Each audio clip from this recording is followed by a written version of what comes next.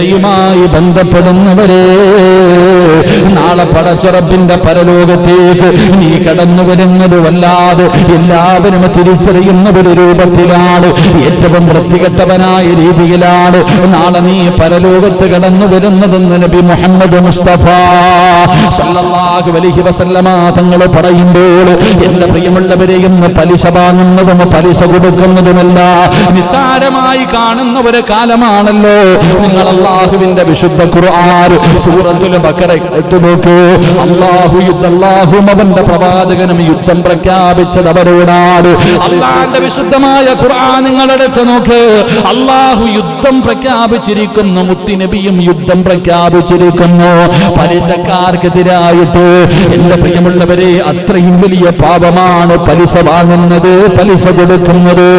റസൂലുള്ളാഹി തങ്ങൾ അന്നബി ഹുറൈറ റളിയല്ലാഹു തആല അൻഹു അന്ന റസൂലുള്ളാഹി സ്വല്ലല്ലാഹു അലൈഹി വസല്ലം